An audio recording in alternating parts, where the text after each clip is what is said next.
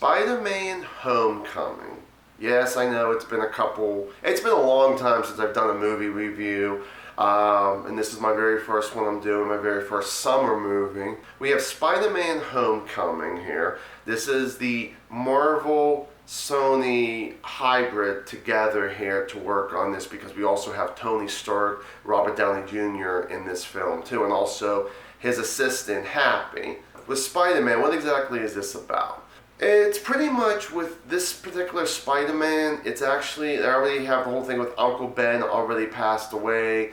Tom Holland is already Spider-Man, which is actually a good thing, so we didn't have to have the origin story again.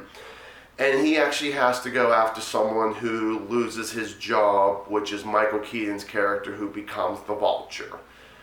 So, and the thing was, it's one of those things at the very beginning of the film, Michael Keaton's character works in construction, he gets fired, him and all his men.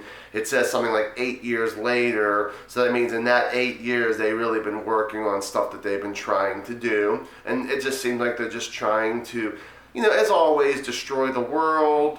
Pretty much take each other out, it seems like, because, once in a while it seems like one bad guy disagrees with another one, and there's always that colliding on that one too.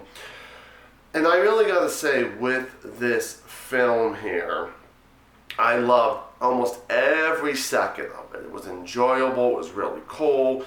Tom Holland really surprised me. As much as I thought Tobey Maguire was a good Spider-Man, at least in the first two. I think a lot of people agree that the third one was really horrible. Too many villains in that one. And then we get to Andrew Garfield. Same thing. First Amazing Spider-Man was great. Second one, way too many characters in that one for your villains on that one. I gotta say, with this one, I really liked it for exactly what it was. Michael Keaton, holy shit, was he a great villain. I mean, there was even once or twice, and you're not supposed to be like this, but there was once or twice I actually was rooting for him. And I think it's just because he's originally from Pittsburgh. He surprises me of how good he could play a bad guy, let alone playing like Batman or Birdman, all that kind of stuff. He really, when he's on screen, he kills the show. I love everything you hear him. And there's even times where he talks like Beetlejuice too. So I kind of thought that was kind of funny on that one. Robert Downey Jr. is still the same. He still plays Iron Man, still plays Tony Stark, still plays a dick. But he does it so well, I gotta be honest. Playing this for 8-9 years he's been playing Tony Stark, and he still does it very well. Good job on that.